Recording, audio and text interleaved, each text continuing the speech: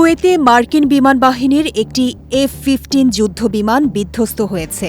এতে আহত হয়েছেন অন্তত ২ জন। ইরান ইসরায়েল যুক্তরাষ্ট্র যুদ্ধের তৃতীয় দিন আজ কুয়েতের স্থানীয় সময় সকালে এ ঘটনা ঘটে।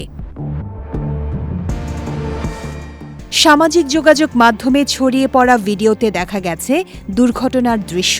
ভিডিওতে দেখা যায় কুয়েতের আকাশে উড়তে থাকা একটি মার্কিন F-15 ফাইটার জেট হঠাৎ করে বিধ্বস্ত হয়। দুর্ঘটনার আগে বিমানটির অন্তত একজন পাইলট নিরাপদে বেরিয়ে আসতে সক্ষম হন।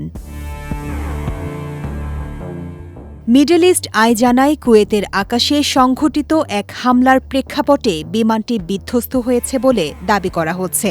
তবে এ বিষয়ে তাৎক্ষণিকভাবে কোনো মন্তব্য করেনি মার্কিন সামরিক বাহিনী।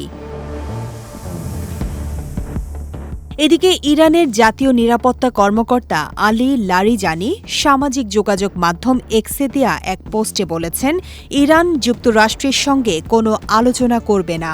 দেশটির অন্যতম ক্ষমতাধর এ ব্যক্তি গণমাধ্যমে প্রকাশিত সেই সব প্রতিবেদনের জবাবে এই মন্তব্য করেন, যেখানে বলা হয়েছিল যে ইরান মধ্যস্থতাকারীদের মাধ্যমে যুক্তরাষ্ট্রের সঙ্গে পুনরায় আলোচনা শুরু করার অনুরোধ জানিয়েছে। লারিজানি বলেন, যুক্তরাষ্ট্রের প্রেসিডেন্ট ডোনাল্ড ট্রাম্প তার মিথ্যা আশ্বাস দিয়ে অঞ্চলটিকে বিশৃঙ্খলার মধ্যে ঠেলে দিয়েছেন।